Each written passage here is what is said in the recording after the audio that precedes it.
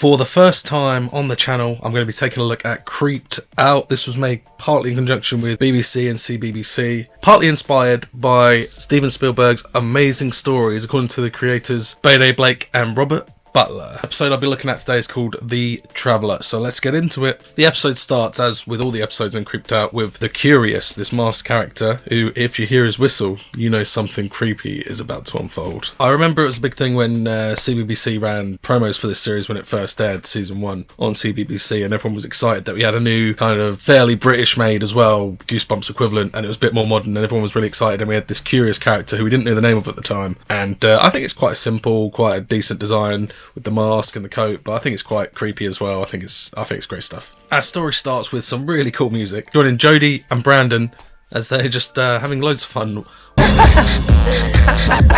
water ballooning people's gnomes on a housing estate of flats, which is a bit odd. Although they're renamed Bonnie and Clyde quite quickly by Mrs. Gonson. Is Bonnie and Clyde. Although soon to be renamed Bonnie and Clyde by Mrs. Gunson, who is the resident community watch person, it seems. She's taken photos of them committing these acts, and we get a brief glimpse. This will be important later on. Baz Warren, who's doing community service, and she reveals that she's the one who caught him stealing. One day you're harmless little hooligans. The next, you're Baz Warren.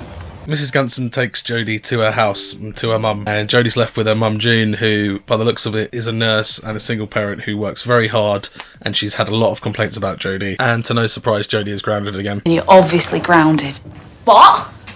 Amazing! You sound surprised every time. After a phone call with Brandon, cut to Baz Warren from behind. Everything has stopped, time has stopped, and we see this mysterious blue hand just over his shoulder with a spark of electricity. Resting on the logic that her mum grounded her but didn't say she couldn't have visitors, Jody invites Brandon round, and whilst they've got fish and chips on the table, they're playing FIFA, and she is battering him, no pun intended. You said you were good at football. Real football? You take this down the park, I'll thrash you. Jody tells Brandon how she wishes she had the place to herself all the time. It's awesome, this. I should have the place to myself all the time. Do what I want, when I want. The conversation leads to Brandon smearing a chip on her face. They have a food fight. Jody shakes up a drink, sprays it at Brandon, and it knocks the TV over, breaking it. Jody's mum then walks in, sends Brandon home. She's not happy. I'm so sorry. Home, Brandon, now. Jody says it's only a TV. Her mum obviously isn't very happy. It's quite an expensive mistake, and Jody's already been in a lot of trouble. Jody with the ketchup still in her face as her mum says she better leave now, and Jody leaves the apartment. Jody's then outside, but the ketchup is mysteriously gone. As Jody walks around the corner, she's surprised by an old man wearing a high-vis vest. He says, "He came for me. He came for me. What? Who did? The thing with blue skin, he did this to me with his hand. It's me, Jody. Baz Warren. I took it. He can't punish anymore." Baz then puts a box on the floor. He says he's taken it, so he can't punish anymore. Puts it down and walks away. Jody looks at it, picks up a note attached to it saying, "Take and I'll take from you." Then Mrs. Gunson shows up. She seems very happy about this box that looks Antique. Expensive. I'll see he gets it back. Mrs. Gunson then walks off with the box in the hopes to sell it for quite a good price. But before doing so, Miss Gunson looks quite smug when she walks off. Jody follows and Mrs. Gunson puts it in an outside locker. Once she's walked away, Jody moves in to get it for herself. Jody gets the box home, opens it up. There's some kind of, looks almost like a purple crystal or jewel, dark crystal, inside. She then presses it. As the audience, we see a side shot of the window on the side of her. In the background, we see the bird stop. This device, although she's not noticed it yet, can stop time. Her mum then walks in. She asks what the box is. Jody says it's nothing. At that point, her mum assumes it's stolen, which it sort of is, and says, "Why can't you tell me anything?" It's at that point she spends time to get it. Jody hits the button again. Can you please just tell me that... That's when she picks up on the fact of what this box can actually do. She then presses the button again to restart time. Her mum then asks what it is, so she decides, because it sounds so out there, she's just going to tell her the truth, and her mum's obviously not going to believe her. It's a disappearing box. When you press the button, it disappears. Okay. Obviously her mum doesn't believe her, so then she presses the button while the box is in her mum's hands, and then takes it out of her mum's hands while time stops and puts it on the floor. And her mum is obviously taken aback by this. She then tells Jody that, I feel like you're taking years off me, Jody. You're not going to see Brandon for a while. upon being told she's not leaving the flat for the rest of the weekend, or her room for that matter, she stops time again, and as she walks out, she sees her mum, which is kind of juxtaposed to her being happy-go-lucky, as Jody is, always not really caring about the consequences of what she's doing. Her mum, even at stop time, has just got her head in her hands, and she just looks tired and stressed out. Great shot, panning up through the middle of a stairwell. She sees Brandon. She goes down the stairs to Brandon and decides to swap his ice cream and his mobile phone over, which he's got in each hand, before she restarts time. As time restarts, his phone's ringing, but obviously in the other hand, and he was actually part way to putting it to his ear, so he just knocks the ice cream into his ear as Jody just watches on laughing. Brandon notices Jody on the stairs, a few steps up. How'd you do that? This thing freezes time. Yeah, of course it does. They walk out at ground level into the apartment complex, and you see all the residents about their lives, and time has stopped, apart from for Jody and Brandon. I like the sense of almost childlike wonder here with the music that they use. They both realise there's so many possibilities of what they can do. Do you want to go and have some fun? And they go about setting some tricks on some people unsuspectingly around the apartments. And as they hit the button again to restart time, madness ensues. After witnessing the carnage they've caused, they stop time again, and Brandon actually likens it to a zombie apocalypse. So quiet. It's like we've been left alone in the world.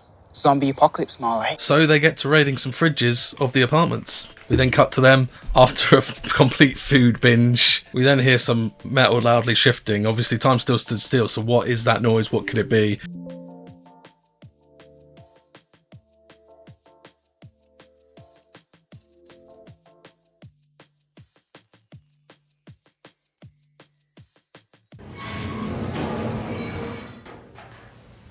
They both look round towards the front door with a bit of a shocked look on their faces. Back outside, we see Jody and Brandon at Mrs. Gunson's locker, which has now been torn open. Someone is obviously looking for the box. Brandon reminds Jody, I thought we had the world to ourselves.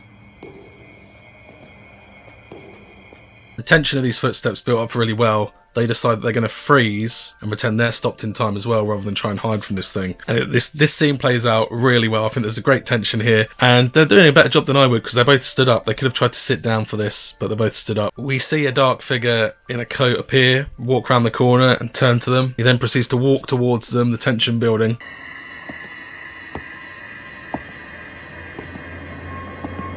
We get a close-up of Jodie's face with the figure in the background, and even as it starts to get closer, it's still blurred out to begin with, but you can see it's got a blue face. Is this the figure Baz was talking about? And as the music crescendos with a sound effect, the figure comes into focus. He's got a blue face. He's checking out Jodie. He's looking at Jodie to see if she's moving.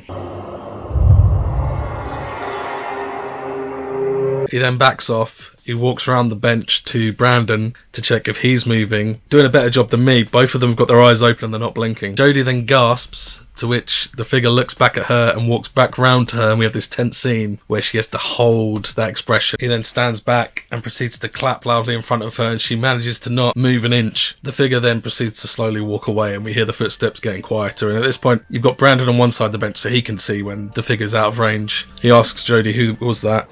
The guy with the blue skin. We then hear a distant woman screaming.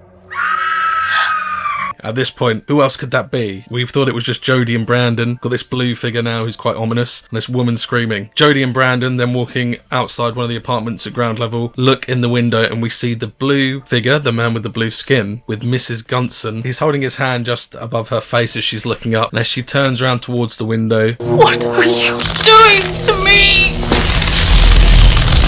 you can see the bit that he's electrocuting, her hair and her face have both aged rapidly compared to the other side of her face. The man with the blue skin then shows Miss Gunson the note, the same note that was on the box. Take, and I'll take from you. Mrs. Gunson pleads that she was merely borrowing, at which point the figure looks around the rooms in search for the box. Turning around quickly towards the window, the man with the blue skin sees Jody and Brandon, and they have to run. They both run back to Jody's flat. Once they're in there, Brandon asks Jody what's going on, and between the conversation and the narrative, they've come to the conclusion that he is electrifying her. He had electrified Miss Gunson, and he was making her old. It was like he was turning her into an old lady. Hi, Baz Warren. That old guy was him. Take and I take from you. That freak punished Baz for stealing. At which point the penny drops for Jody, and she says, like that old guy, like Baz Warren, that was Baz Warren. This is what's happened to Baz Warren with the box. How he was a young man at the start of the episode, and now he's an old man, and he was talking about the man with the blue skin. Jody pulls out the same card to show Brandon, the card that Miss Gunson had been shown before she was electrocuted by the man with the blue skin. Jody says, this is the one I've got from Baz Warren, so he must give this out when he punishes people. Jody and Brandon come to the realisation that he's punished Miss Gunson because she stole the case that they've now got and that they've been using to stop time. Not if we give it back. What are you talking about? Jode, he can't punish you for stealing something if we give it back. That's just borrowing. Jody's worried now that she's stolen the box from Miss Gunson. The man with the blue skin is going to punish Jody, but then Brandon says, not if we give it back. So they hatch a plan to give the box back. Cut to them outside. They're on the second or third floor behind a banister outside, and they've had the box in the wide open on the pavement. The blue figure appears. He looks up and sees them, and they mention that they've given it back. They don't need to be punished now. The figure waggles his finger as if to say no, and then slowly walks after them, eerily giving chase. Back at Jody's apartment again, Jody sees her mum at the computer looking at buying a new TV, £315 I think it said, and she sees the part that says holiday fund on it. Obviously her mum's now having to spend the holiday fund on buying a new TV that Brandon and Jody broke when they were mucking about at the start of the episode. Jody sounds really sincere and says, Didn't know about any holiday fund. it dawns on her that she's cost her mum these savings to have to replace the TV. The blue figure enters the apartment, menacingly takes off the glove, one of his hands, which he's going to use to punish Jody, goes into the living room where Jody and Brandon are. He starts to electrify one half of Brandon's face, to which point Jody pleads with the figure. Wait, please! He then stops, just this stare, he's just constantly, even when he's doing this stuff to Brandon, he's just constantly staring at her. I mean, if you take him, then I have nothing. Jody tells the figure that she realises the figure is punishing her by taking away what matters to her, in this case, Brandon. At this point, the figure has stopped, but he's still got his hand over Brandon. And Brandon then turns to the figure and says, You've got your case. What did she take? doesn't nod, but kind of, uses his face to point over to Jody's mum, at which point Jody realises it's not the box or taking of the box that the figure is punishing her for. It wasn't about taking the case. But what did you take?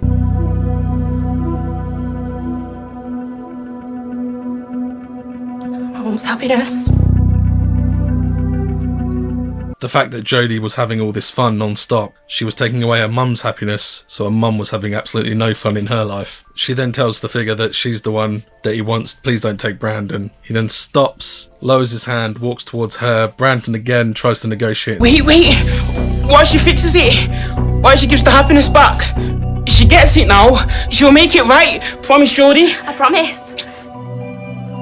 They then have a firm handshake, Jody and the figure, and she promises, and then his hand starts to electrify. Cut to what I'm guessing is the next day or later that day when time has started again. In Jody's living room, Brandon's there. I like the continuity that his hair, because he got affected by the blue figure, he's still got the grey bits in his hair. That will never go away. He's affected by this. Gives Jody the money, says that he paid full price, meaning one of his friends. She sold her games console. She's selling stuff to make back the fund that she cost her mum by having to buy that TV. They discuss how this is the last bit of money that they think they need, and there's nothing else to sell. You then see Jody put the money in the family holiday fund jar. After Brandon's gone, Jody looks at a black card with silver writing on it again, a bit like the take from me and I'll take from you note. This time it's another note to Jody saying, break your promise and I'll break mine. Until then, ...